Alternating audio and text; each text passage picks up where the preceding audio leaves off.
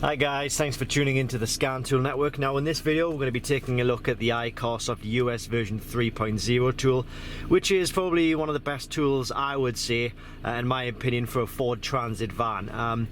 Lots of Ford Transit vans on the road, lots of them picking up faults all the time, and if you do have any faults in any of the systems in your vehicle, then I would honestly say that this tool is probably the best one to go for. What I'm going to do is I'm going to pop the link in the description below this video to where you can pick this tool up. There are fakes, there are clones on the market, so be careful. If you use the link in the description below, it'll take you to the genuine listing with a genuine and official product. Okay, so what I'm going to do is I'm just going to scroll through some of the screens here, show you some of the features of the tool, and then obviously you can make your own mind up based on what I'm showing you in this video, whether this tool is going to be right for you or not.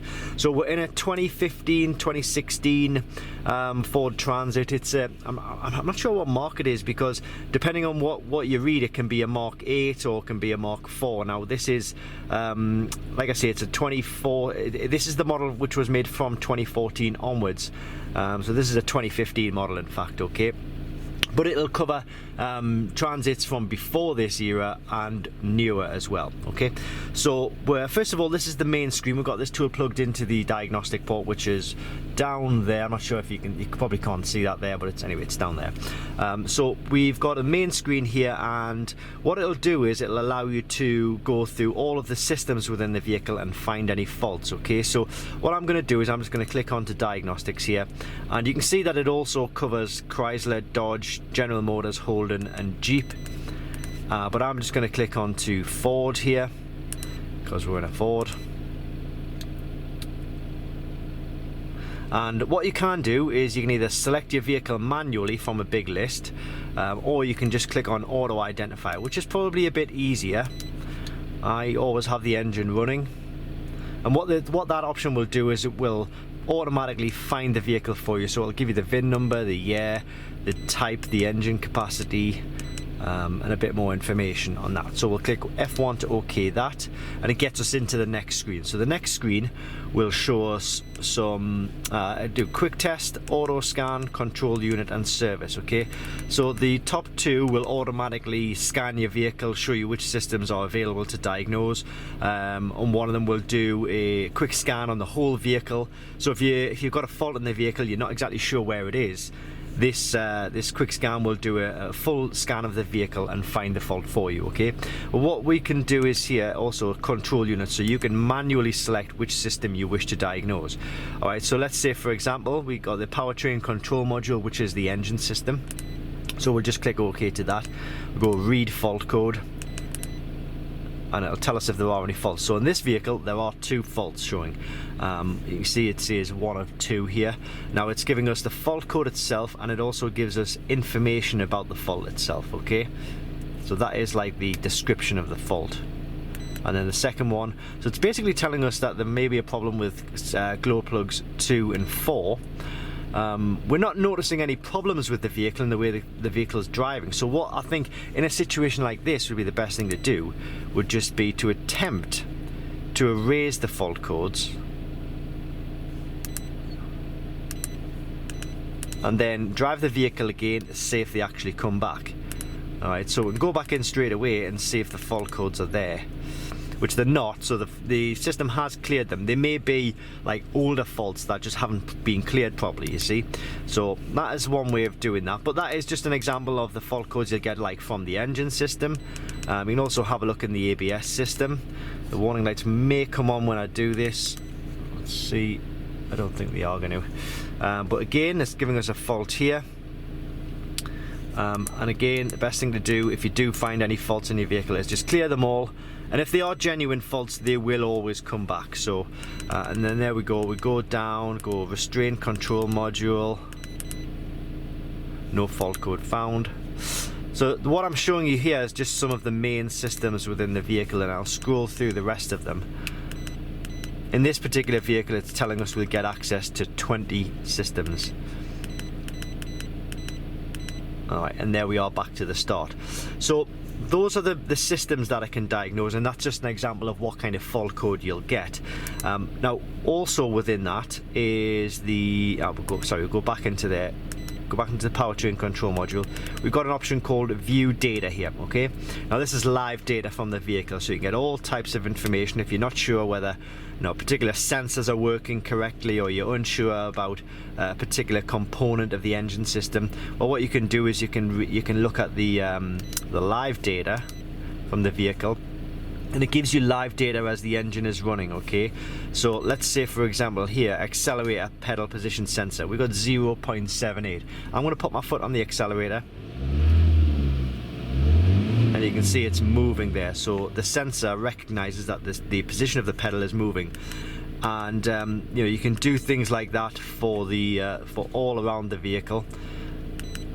The brake pedal position is on. Now it's off because I've just put my foot on and off the brake. As I say, and it gives you lots of like temperatures. You've got engine coolant temperatures. You can do the same for like the transmission if it's an automatic gearbox, and it'll also give you a fuel level here. Glow plugs, it'll give you O2 sensors. It'll also give you DPF information, so DPF data. There we go. Fuel rail pressure sensor. And one very interesting, here we go, there's some more system percentage. One interesting bit of data from this is that it'll give you the total distance that the vehicle has driven. So if you're suspecting that it's been clocked somewhere along the line, this section here reads the total distance of the vehicle from the ECU and not the speedo cluster. So if it has been clocked, then generally they just clock it on the cluster, not the ECU. So it's a good opportunity to find out whether your vehicle has the genuine mileage on. There is a bit of short discrepancy between what's on there and what's on there, but short discrepancies are acceptable. They are okay, because small discrepancies will creep up and will occur over accumulate over the period of the vehicle driving. But if you had something like 5,000 miles difference, then it's going to be an issue. If it's just like 20 miles or something, it's always going to be in or around that area, okay? Bit more live data for you, and you can get live data on all different sections. So you can get live data on the ABS system of the vehicle, like the wheel speed sensors. If you're getting an ABS fault and you want to double check as to whether one of your sensors is working or not. But there, I'm just trying to scroll through that as well for you. Alright, so we'll come out of that. It does actuation tests as well, so we can is there anything we could have a look on that? Body control module.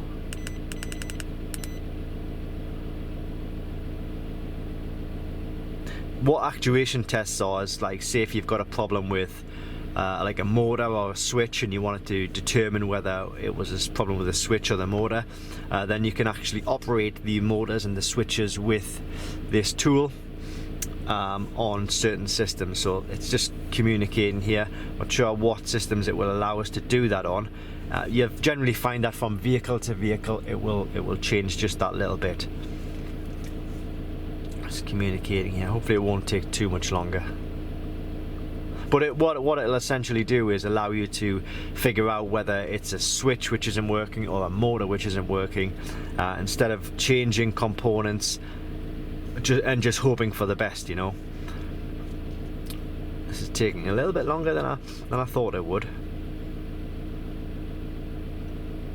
And it doesn't support actuation tests on that particular system, which is a shame.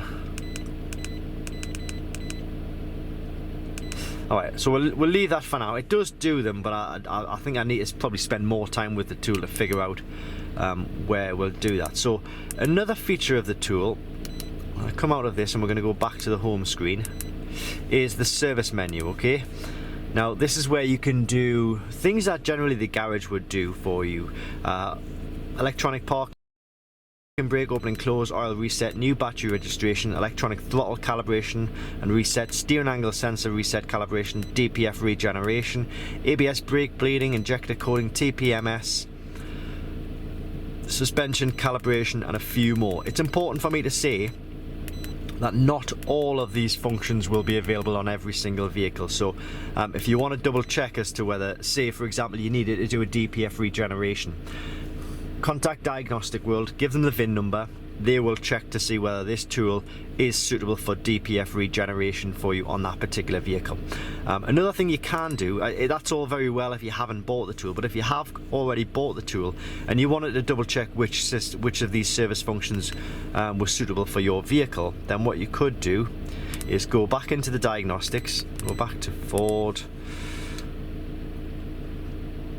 automatically identify the vehicle. Okay, and then go down to the service menu from this section, and what this should do is this should give you a list of the service functions or special functions that are actually applicable to your vehicle. It's still not a bulletproof way of doing it, but generally, in essence, this is, so you see there was a much longer list before, now it's giving us 6. So on this vehicle it'll tell us it'll do electronic throttle, injector coding, DPF regeneration, engine control, calibration, ABS brake bleeding, and body stability. So you'll see it didn't have like new battery registration there. So that's a good feature of the tool, and it works on, you know, a huge range of Ford vehicles. What I can do is I can just show you that quickly just while I'm here. So vehicle select, so we're just concentrating on Ford. So just pause the video if you need to, and I'm just showing you all of the vehicles that it covers.